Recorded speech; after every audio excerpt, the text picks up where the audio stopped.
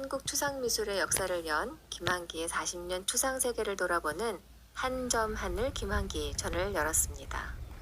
1913년 남해안의 작은 섬 기자도에 태어나 세계의 미술의 중심지 뉴욕에서 예술의 꽃을 피운 수화 김환기. 이번 회고전은 자연과 전통에 천착하며 집요하게 한국적 추상을 추구했던 그의 40년 예술 세계를 살펴보는 전시입니다. 김환기는 1930년대 초에 일본으로 유학을 떠나 당시의 전위 미술인 기하 추상미술을 익히고 한국 최초의 추상화가가 되었습니다.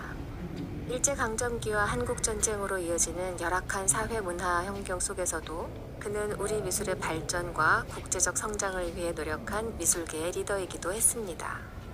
또한 1950년대부터 국제미술계에 도전하며 동시대 미술과의 조화로운 융화와 동참을 열망했던 화가였고 마침내 뉴욕에서 예술의 정점에 도달했습니다.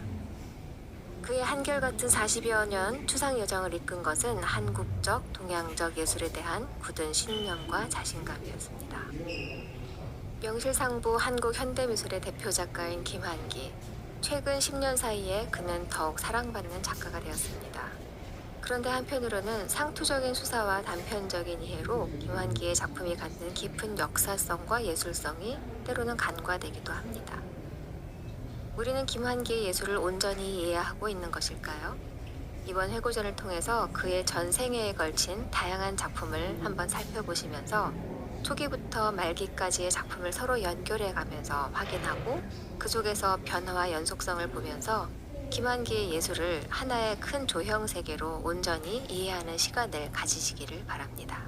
이번 전시의 일부는 달 항아리라는 이름으로 시작합니다. 1937년 4월 24살의 청년 화가 김환기가 일본 유학을 마치고 돌아옵니다.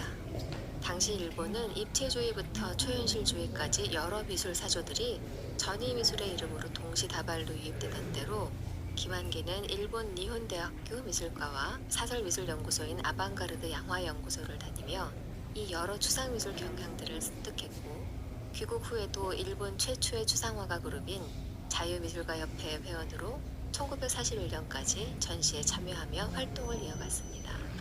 1930년대 후반은 김환기가 그의 예술을 이루는 또 다른 중심축인 한국의 전통과 자연에 눈을 뜨기 시작한 시기입니다.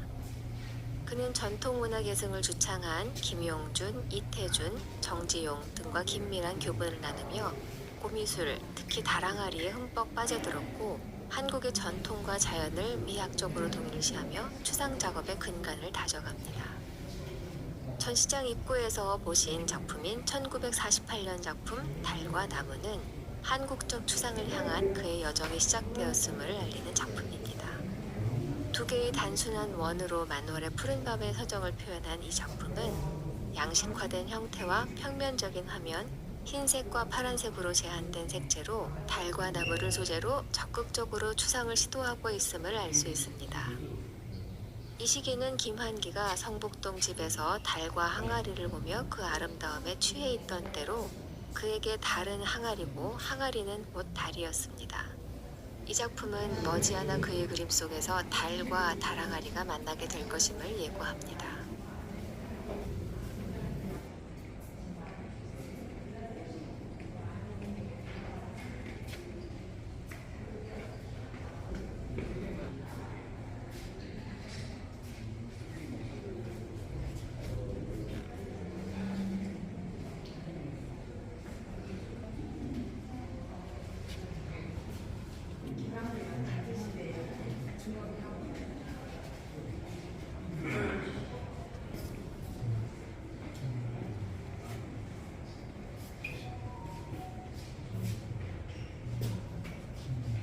항아리와 시, 옛 서화 형식을 차용해서 미당 서정주의 시를 써넣은 이 유화는 서양 화가로서 적극적으로 한국과 동양의 전통을 수용하고자 한 김환기의 작업 의지를 잘 보여줍니다.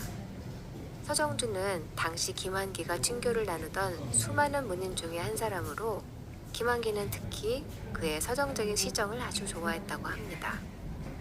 그가 정갈한 서체로 써내려간 미당 서정주의 시 기도는 시인 혹은 시적 영감과 창작을 사물이 채워졌다 비어지는 항아리에 비유하면서 시인으로서의 숙명과 창작의 염원을 함축한 시입니다. 그리고 김환기는 본인의 유화로 이러한 시서화 일치를 시도할 만큼 그의 시에 깊이 공감했을 것으로 보입니다. 피할 것은 우리의 시선을 잡아끌며 작품과 전통 서화와의 연결성을 강화시켜주는 만발한 매화입니다. 이 작품에서 매화는 그림의 다른 정물 요소들을 가려버릴 만큼 화면을 지배하는 중심 주제입니다. 캔버스의 가장 넓은 면을 이렇게 자유로운 선과 점의 구성으로 채우는 대담함에서 작가의 자신감을 읽을 수 있을 뿐만 아니라 이후 20년간 이어지는 그의 추상화의 한 과정으로 읽기에도 부족함이 없습니다.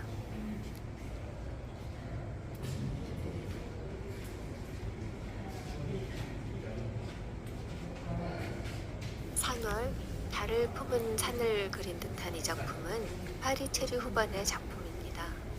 이 시기부터 김환기는 이전 10여 년간 집요하게 몰두했던 도자기보다는 산과 달을 빈번하게 다루고 굵은 선과 면을 자유자재로 구사하며 추상을 더욱 심화해 갔습니다. 이 작품은 굵고 힘있는 선들을 중첩해서 깊은 산세를 추상적이면서도 공간감 있게 담고 있는데 무엇보다도 달의 위치가 눈길을 끕니다.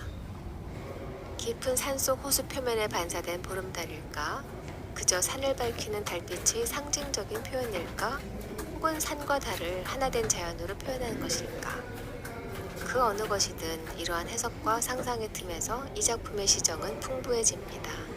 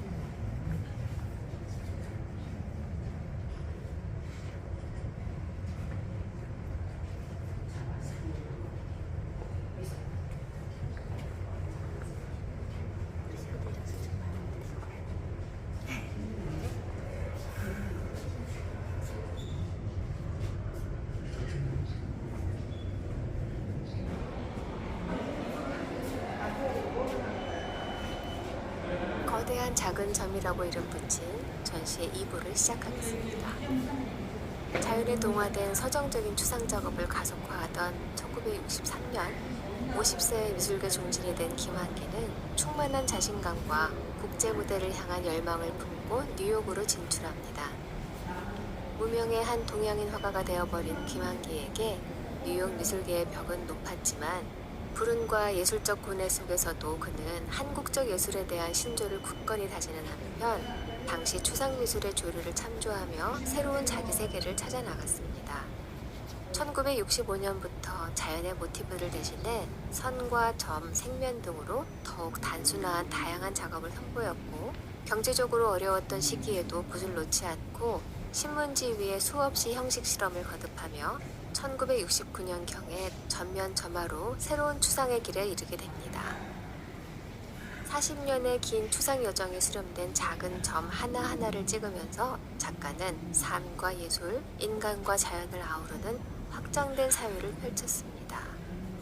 작가는 자신의 마음속을 잘 말해주는 점화로 새로운 창을 열어주었다고 했습니다. 그 창을 통해서 그의 예술은 깊은 시정으로 보는 이의 마음에 공명하며 독백 같은 작가의 물음을 되뇌게 합니다. 우리는 어디서 무엇이 되어 다시 만나게 될 것인가?